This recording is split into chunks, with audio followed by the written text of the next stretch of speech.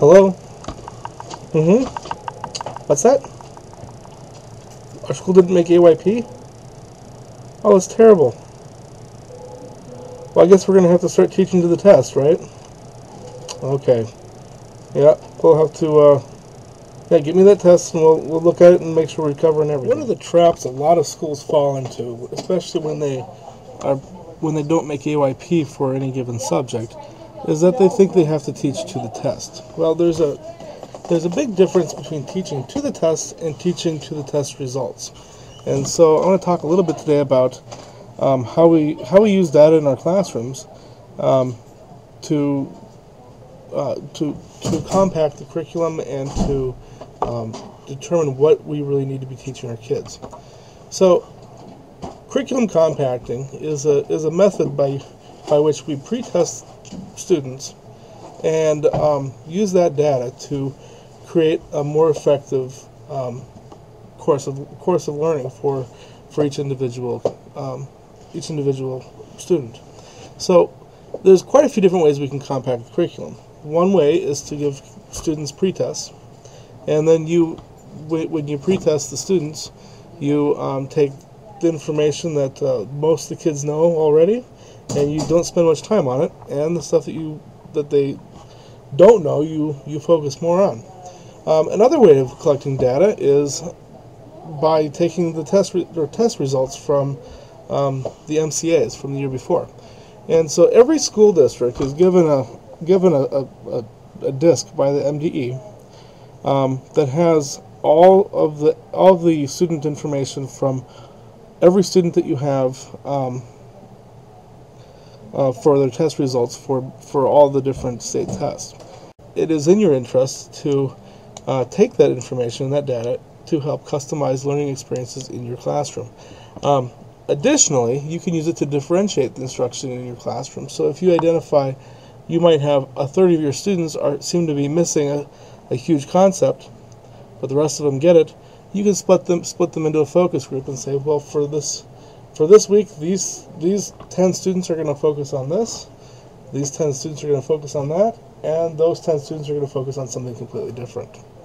So I've put together a kind of a cheat sheet here for analyzing the MCA data and for your classrooms. And I'm not going to share this exactly how to do this in this video, because otherwise it would take too long, and I don't have the actual data in front of me to be able to manipulate it this way. But I will post a link to this file, and in the email I'm sending out to staff, I will send you a copy of this file so you have it for your records if you want to use this as a cheat sheet for analyzing the data in that spreadsheet. And that spreadsheet is quite extensive.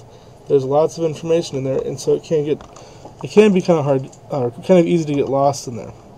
But using these filters and using the information on this little tutorial, you should be able to navigate your way through that spreadsheet.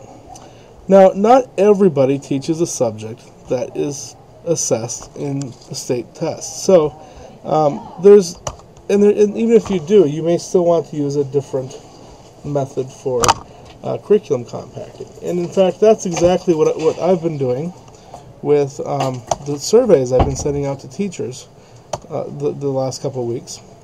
I've been using a tool within Google Docs called Forms. And so if I go into Google Docs and I can tell it to create new, and Google Docs, if you're not aware of it, is an online office suite. So it's kind of like Microsoft Office, but it's all online. But one thing that Google Docs has that Microsoft Office and other comparable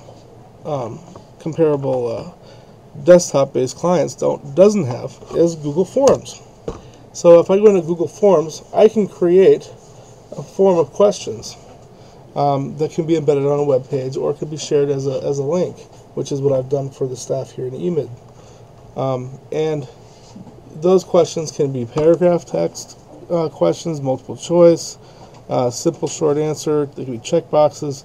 You can choose from a list. It can be a scale or a grid. And you can make as many questions as you want.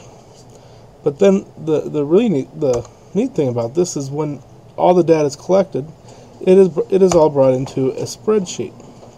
So this is what the Google spreadsheet looks like. And because the questions are so long, I don't actually get to see very much in my information down below. But I can go up here and I can do a few things with this.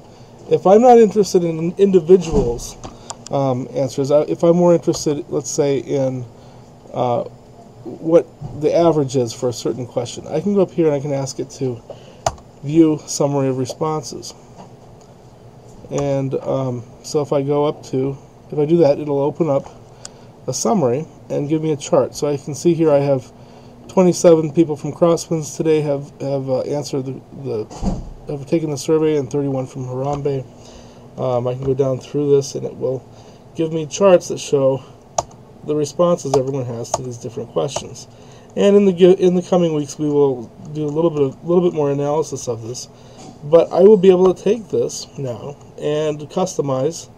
I'll be able to determine what the focus needs to be for the district, for staff development and technology integration, and I will also be able to